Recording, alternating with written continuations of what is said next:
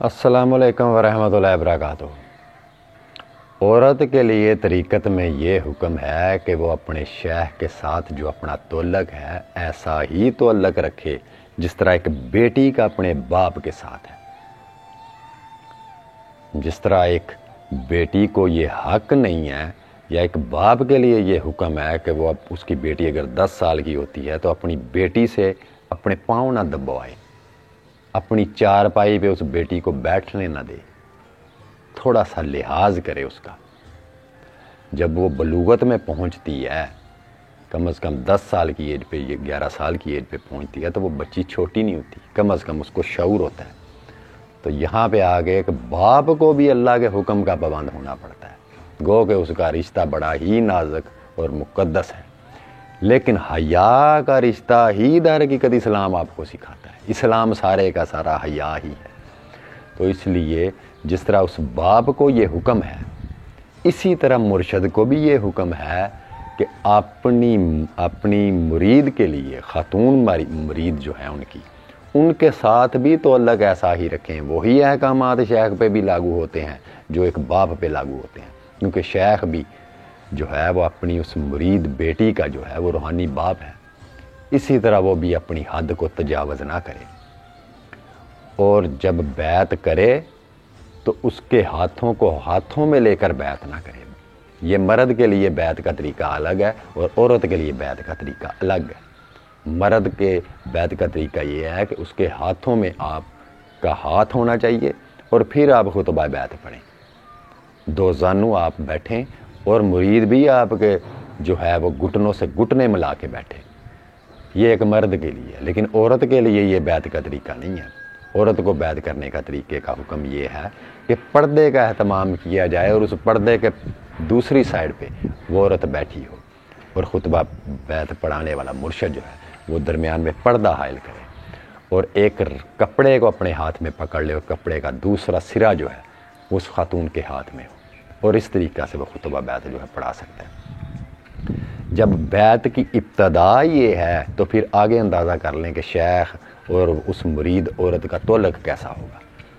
دونوں کو اپنی اپنی جگہ پہ اللہ کے احکامات کا پابند ہونا شرط ہے، عورت کے لیے بھی اور مرد کے لیے بھی، اس مرشد کے لیے بھی۔ مرشد بھی اپنی اس مرید کو اسی نظر سے دیکھے جس طرح اپنے گھر میں بیٹھی موجود بیٹی کو جس نظر سے دیکھتا ہے۔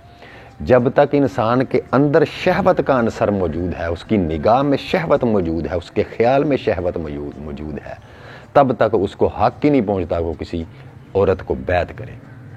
یہ بیعت کے آداب میں سے ہے۔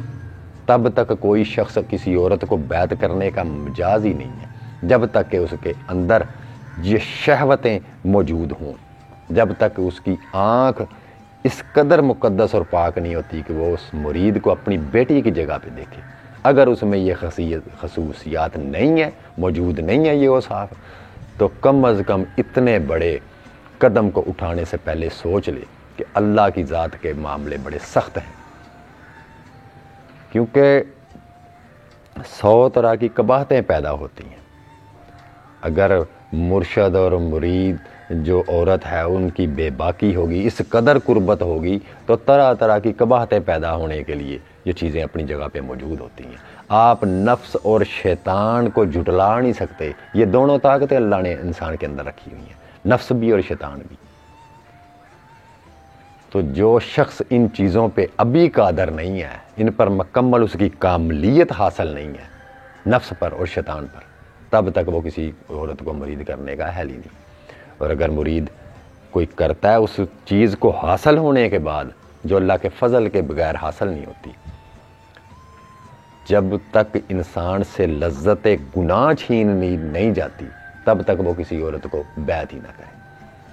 جب اس چیز سے نکل جائے تو پھر اپنی اس مرید کو، جتنی بھی اس کی مرید ہیں، اسی طرح تصور کرے، اسی طرح ان کے بارے میں رائے قائم کرے، یا اسی طرح ان کو دیکھے، اس طرح ان کے ساتھ پیش آئے جس طرح اپنی بیٹیوں کے ساتھ پیش آتے ہیں۔ تو مرشد کو یہ حق نہیں ہے کہ اپنی چارپائی کے قریب ان کو اپنی چارپائی پہ بٹھائیں یا ان سے دبوائیں۔ یہ چیزیں مکروہ ہیں اور دین میں سخت منع ہے، یہ چیزیں، یہ حرام ہے چیزیں یہ دین میں۔ ایسے پیر و مرشد جو عورتوں کو کہتے ہیں کہ ہمیں دبائیں، میں ان عورتوں سے بھی آج مخاطب ہوں کہ وہ قطعاً ان لوگوں سے باز رہیں۔ یہ کوئی مرشد کامل نہیں ہے۔ وہ چیز جو آپ کے باپ نے آج تک آپ کے لیے پسند نہیں کی، اگر وہ چیزیں آپ کا مرشد آپ کے لیے پسند کر رہا ہے تو اس میں آپ کو سوچنے کی ضرورت ہے۔ تو اس لیے مجھے کسی بہن نے یہ پوچھا کہ مرشد اور مرید کا جو ہے، عورت جو مرید ہے اس کا اور مرشد کا تعلق کیا ہے، اس کے ساتھ کیا حدیں لاگو ہوتی ہیں دین کی وہی حدیں لاگو ہوتی ہیں جو ایک باپ اور بیٹی کے اوپر حدیں لاگو ہو رہی ہیں۔ تو اس لیے وہ عورتیں بھی جو مرید اپنے مرشد کے بہت زیادہ قریب ہوتی ہیں ان پہ بھی یہ حکم ہے کہ وہ اپنے شیخ کی چارپائی پہ نہ بیٹھیں۔ کوشش کریں، سب سے بہترین چیز یہ ہے کہ عورت پردے میں بیٹھ کر ہی سوال کرے اپنے پیر و مرشد سے۔ یہ دین کی حدیں ہیں۔ جو بندہ دین کی حدوں پہ نہیں چلتا، جو دین کی اطاعت نہیں کرتا، اس کو نہ روحانیت نصیب ہوتی ہے، نہ تصوف کی راہ پہ وہ چل سکتا ہے، نہ اللہ کی طرف سے اس کو کوئی ایسی روحانی چیز جو ہے وہ نصیب ہو سکتی ہے۔ جو اللہ ہی کی حدوں کا جو ہے وہ انکاری ہے یا اس پہ عمل نہیں کر رہا۔ تو اس لیے دونوں آ کے یہاں پابند ہیں، وہ مرید عورت بھی اور وہ مرشد جو مرد ہے، وہ دونوں اللہ کی حدوں کے پابند ہیں۔ دونوں کا تعلق ایسا ہو۔ اس مرید عورت کے لیے یہ فرض ہے کہ وہ اپنے پیر و مرشد کو اپنی باپ کی نظر سے دیکھے، اور پیر و مرشد کے لیے یہ فرض ہے کہ وہ اس کو اپنی بیٹی کی نظر سے دیکھے۔ یہ وہ چیزیں ہیں جو اس دور میں یہ چیزیں ختم ہوتی جا رہی ہیں، اور تیزی کے ساتھ جو ہے وہ گمراہی اور جہالت جو ہے اس نے اپنے پنجے گاڑ لیے ہیں، اور لوگ اس جہالت کو ہی طریقت اور تصوف کا نام دیتے ہیں۔ ان چیزوں کا بزرگان دین کی تعلیم سے، اولیاء کی تعلیم سے، صوفیاء کی تعلیم سے کوئی تعلق نہیں ہے۔ یہ خود ساختہ لوگوں نے خود ہی کریٹ کی ہوئی ہیں۔ تو آج میں اس ٹاپک کو لے کے آیا تھا کہ مرید عورت اور مرشد کے لیے کیا قانون ہے، کیا حدیں ہیں، اور ان کو طے کرنے کا پروسیس کیا ہے، اور بیعت جو ہے ایک خاتون کو کرنے کا طریقہ کار کیا ہے۔ اور ایک خاتون کے لیے، یہ ان عورتوں کے لیے بھی میں پیغام دے رہا ہوں کہ جو مرشد آپ کو اپنے جو ہے وہ زانو کے ساتھ زانو ملا کے کہے کہ میں تمہیں بیعت کرتا ہوں، ہاتھوں میں ہاتھ دو، تو سمجھ جائیں کہ یہ بندہ جو ہے یہ بہروپیہ ہے، اس راستے کو نہیں سمجھتا، نہ اس کے پاس کوئی فیض ہے، نہ وہ بزرگان دین میں سے ہے، وہ ایک پیشہ ور ہے۔ دعا میں یاد رکھیے گا۔ اللہ حافظ۔